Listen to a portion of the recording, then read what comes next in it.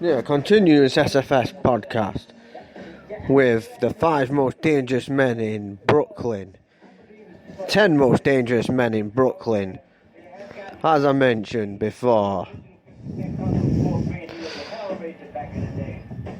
Sammy the Bull Gravano goes at 10. The next is a guy called Preacher. Now, this guy called Preacher was the guy who committed an atrocious crime very known in Harlem. Preacher came from Brooklyn but had connections to Harlem drug lord and street legend Alpo Martinez. He robbed drug dealers in the Cypress Hill projects of Queensbridge. He was at war with Supreme team that came out of South Jamaica, Queens. He was once the most feared person in Brooklyn, with deaths hanging over him, including killing 10 people, hanging them on lampposts throughout the night for the whole streets of Brooklyn to see. This guy, who was the Black Hand,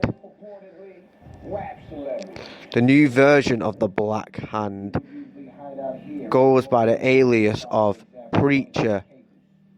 A 12-year-old kid was kidnapped. Richard Porter, nephew, for ransom in the crack cocaine industry, and his finger was found at McDonald's. Then he was killed before that, but Richard Porter and the sister Cherry kept paying the money to Preacher, but really Alpo Martinez was behind it all and the mastermind behind it. Preacher was Alpo's secret main weapon, who committed a lot of murders for Alpo when he expanded his drug distribution from being the most flashy gangster in Harlem history to DC, where Preacher would join forces with him. As they kidnapped the kid, they cut off his finger and would get ransom money on a regular basis off Richard Porter and her Sharisa. These names are not the real names, as Preacher goes by an alias. As Preacher had about a 40-count body rate to him. One time, Preacher ran up into a house, killed a whole family, and left a 14-year-old girl alive while he raped the traumatized 14-year-old girl while she was looking at her dead parents, then chopped her up and kept the girl in his fridge in Brooklyn. Preacher was a very sick individual, and the 12-year-old kid that made headlines that he kidnapped for Alpo Martinez, he chopped him up into 14 pieces and then sent the body back to the distraught mother. The body for 50 cents, Clyde, Cheryl Blackie Ray. I met 50 cents. Now, number 8. One of my friends had an altercation, and I was Jimmy Rosemond Henchman. get at this guy behind Jimmy Henchman now. Who picked the watch Is up? that the guy who set up Tupac, was it? 50 cents. I don't know where he came Yes, from. he... was telling me, That is the guy who set up Tupac. mind your business. He don't want his watch leave. Ah, fuck him, I'm not reading about him. Had a little thing, you We'll read about him later, but news flash. This has been such a fucked up week for me. You know, the doctors have fucked me about. I go to the doctors, they don't have my prescription ready, so I'm gonna fucking going mad. And then I'm fucking, like, staying up to get it. Because they don't give me the prescription on time, the dog's waiting outside, and then they give me one prescription for one day, because I'm on daily, and then they tell them to come back the next fucking day. And now I'm rolling with this other guy now, who's been fucking rolling around with the fucking, the projects where I live, a different project, not the Ollie Estate I'm from, but across the road, near, you know, Rochdale. Is and walking up all night because he's a junkie and he needs his fix and all that shit. And we're selling a lot of shit. We got motorbike leather shit, helmets and all that. Well, these are serious motherfucking.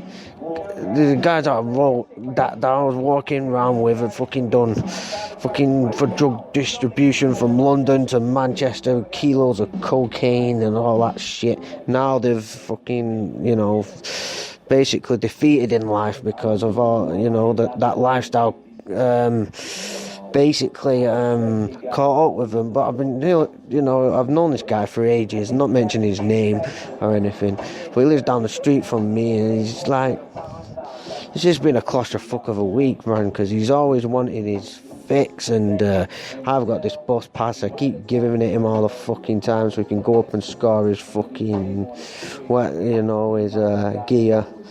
And you take ages because you cannot rely on someone who's a junkie. They're the most unreliable people ever.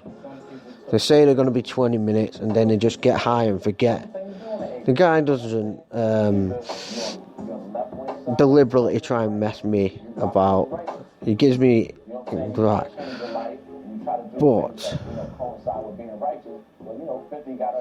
that is it. I just went, the vinyls and everything, all round all night, just wasting the time.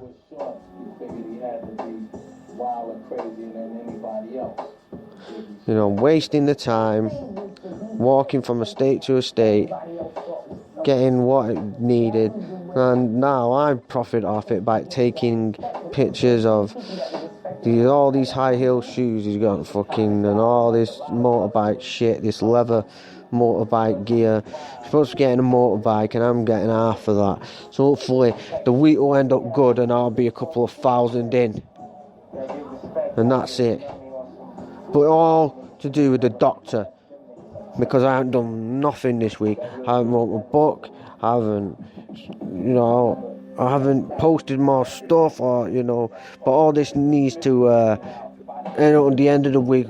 Doctors tomorrow say I'm not having another time. I'm ordering it on Friday. I want it ready for Monday because I ain't doing what I used to do. And this is what I'm doing this week. I've been rolling around from estate to estate, fucking. Why these guys are trying selling off the shit, get going, get selling off whatever they motherfucking can. I'm getting a bit, you know.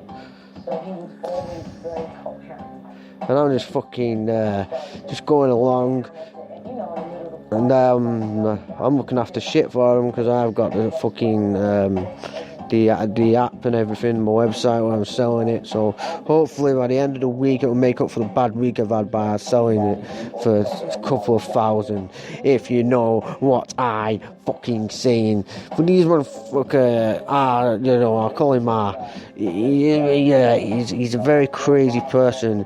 He's had fucking loads of problems, you know, he won't back down from anyone. He's had problems with Fearsome Gang, the Whitehead, and all this shit, and you know, it really dark for me this week because there's just a lot of kicking off on my street, and I came out of a Colt 47 the other night trying to fucking shoot the guy because my head hadn't been right this fucking week.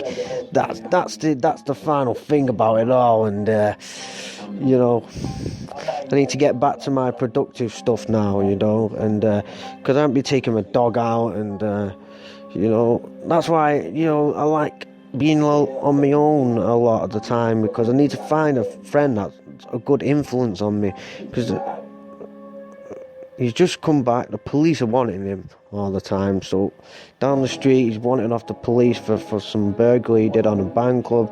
He's coming round mine's hideout, and you know, shit, it's doing my head in, and I'm walking from state to state doing shit.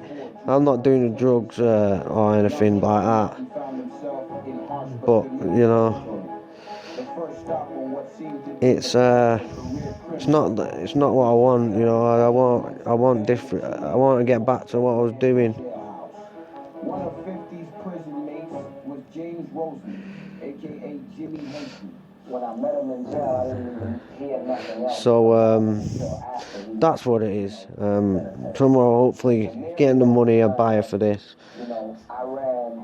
for what they want sold. You know, the life of a junkie is just totally. I've never gone that far into being into heroin and crack cocaine. It's just the evil shit. You know, they're going around state to state, just fucking trying to sell off pills, and I've got the prescription pills that I'm trading for them to trade for their drugs, which they give me money for.